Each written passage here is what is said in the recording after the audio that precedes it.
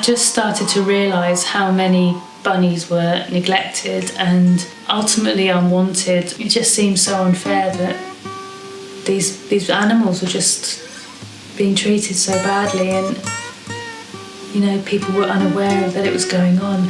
You say to people that you're part of a rabbit rescue, and they're like, I didn't know rabbits needed rescuing. Sometimes the reason bunnies are brought in is because they're not well and people don't want to foot the bill. Yeah, there was one time Andy and I were supposed to be going out and we had 5 bunnies dropped off. The little bunny that we called Fanta, his bottom tooth was actually growing out his mouth and it was actually up his nose. So I just rang the vets and said, I'm coming down. When I talk about them, I talk about my kids and stuff, because I personally don't want children. So in some respects, they are my kids. It's a mutual decision with your husband to have the bunnies rather than the kids.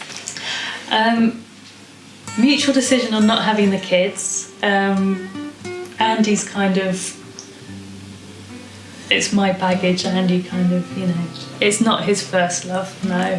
This man here, this is Jacob Ian, and he is the alpha male. Jacob is the one that keeps them all in check, and he bit me, so he came to stay. We have to be very careful when it comes to someone ringing me up and saying, I'm looking for a rabbit for my child. If I say to them, how old's your child? And they say 3, I'm like, well, go to Toys R Us and call me in 5 years, because a 3-year-old is not going to benefit from having a rabbit. They've got claws, they've got teeth, and that's the reality of it. However lovely the rabbit is, if they get startled or something, if they leap off your lap, they can scratch. Had a box of 7 rabbits dumped on us.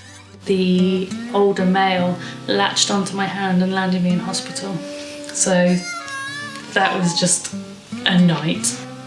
Can you see it? There was blood everywhere. There was blood all down the bunny's chin, down his paw. He was there, look at me like this.